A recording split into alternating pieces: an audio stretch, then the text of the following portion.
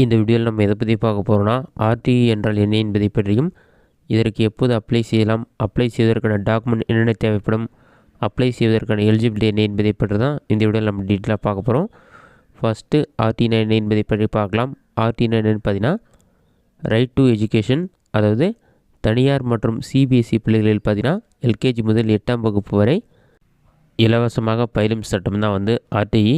இந்த சட்டத்தின்படி பார்த்தீங்கன்னா தனியார் பள்ளிகளில் எல்கேஜி முதல் 8ஆம் வகுப்பு வரை 25% மாணவர்கள் இலவசமாக கல்வி கற்க முடியும். இப்போ 100 மாணவர்கள் எல்கேஜியில் சேராங்கன்னா அதில் 25 பேருக்கு கம்பல்சரியாக ஃப்ரீ எஜுகேஷன் ப்ரொவைட் பண்ணணும். அவங்களுக்கு இந்த ஸ்கூல் ஃபீஸ்லாம் இருக்காது. ஆனால் புக் ஃபீஸ், எக்ஸாம் ஃபீஸ் இதெல்லாம் அவங்க பே பண்ணுற மாதிரி இருக்கும். அடுத்ததாக இந்த ஆர்டிஇயில் அப்ளை பண்ணுறதுக்கான எலிஜிபிலிட்டி பார்த்திங்கன்னா, குடும்பத்துடைய ஆண்டு வருமானம் கண்டிப்பாக 2 லட்சத்திற்கு கீழே இருக்க வேண்டும். அதற்கு மேலே இருந்தால் நீங்கள் இதற்கு அப்ளை செய்ய எலிஜிபிள் கிடையாது. அதே சமயத்தில் குடும்பத்துடைய ஆண்டு வருமானத்திற்காக குழந்தையுடைய பேரில் நீங்கள் வருமான சான்று வாங்குற மாதிரி இருக்கும். அந்த வருமான சான்றிலையும் உங்களுடைய வருமானம் 2 லட்சத்திற்கு குறைவாக இருக்க வேண்டும். அப்போ தான் நீங்கள் இந்த ஆர்டிஇ ஸ்கீமில் அப்ளை பண்ணலாம். அடுத்ததாக இதற்கு தேவையான டாக்குமெண்ட் என்ன என்பதை பற்றி பார்க்கலாம்.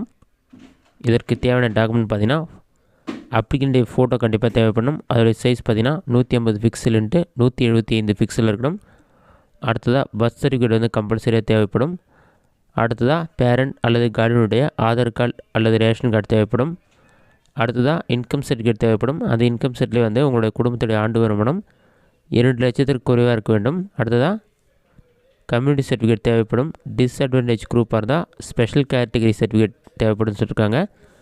இதுதான் ஆர்டிஇ ஸ்கீமில் அப்ளை செய்வதற்கு தேவையான டாக்குமெண்ட். அடுத்ததாக இதற்கு அப்ளை செய்வதற்கான ஏஜ் லிமிட் பார்த்திங்கன்னா, எல்கேஜியாக இருந்தால் 1/8/2020 31/7/2021 பிறந்திருக்க வேண்டும். இதுவே ஃபஸ்ட் ஸ்டாண்டர்டுக்கு நீங்கள் அப்ளை பண்ணுறீங்கன்னா 1/8/2018 31/7/2019 பிறந்திருக்க வேண்டும்.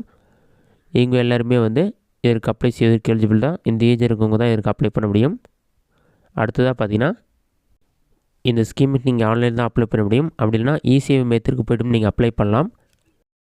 இந்த ஸ்கீமில் அப்ளை பண்ணுறதுக்கு நான் எக்ஸ்பெக்டட் டேட் பார்த்திங்கன்னா 21/4/2024 21/5/2024 அப்ளை பண்ணுற மாதிரி இருக்கும். தற்போது ஏப்ரல் 19ஆம் தேதி மக்களவைத் தேர்தல் நடைபெற இருப்பதால் இந்த டேட் கொஞ்சம் மாறுவதற்கு அதிக வாய்ப்பும் இருக்குது. அதேமாதிரியே நீங்கள் அப்ளை பண்ணும்போதே நீங்கள் இசேவை மையத்தில் அப்ளை பண்ணலாம். உங்களோட வீட்டிலேருந்தே வெப்சைட்டில் அப்ளை பண்ண முடியும். அப்ளை பண்ணும்போதே கரெக்டாக டீட்டெயில்ஸ்க்கு நீங்கள் அப்ளை பண்ணிட்டீங்கன்னா நீங்கள் ஸ்கூலும் செலக்ட் பண்ணுற மாதிரி இருக்கும். அந்த ஸ்கூலில் செக் பண்ணி பார்த்துட்டு இதற்கு நீங்கள் எலிஜிபிளாக இருந்தால் கம்மி பேர் இந்த ஆர்டிஇ ஸ்கீமில் அப்ளை பண்ண அவங்களுக்கு காண்டாக்ட் பண்ணுவாங்க. அப்படி இல்லைனா குலுக்கல் முறையில் 25% மாணவர்கள் தேர்ந்தெடுப்பாங்க. இந்த வீடியோ உங்களுக்கு யூஸ்ஃபுல்லாக பண்ணிக்கிறேன். இந்த வீடியோ பிடிச்சிருந்தா லைக் பண்ணுங்கள். வேறு டவுட் இருந்தால் கமெண்ட் பாக்ஸில் கமெண்ட் பண்ணுங்கள்.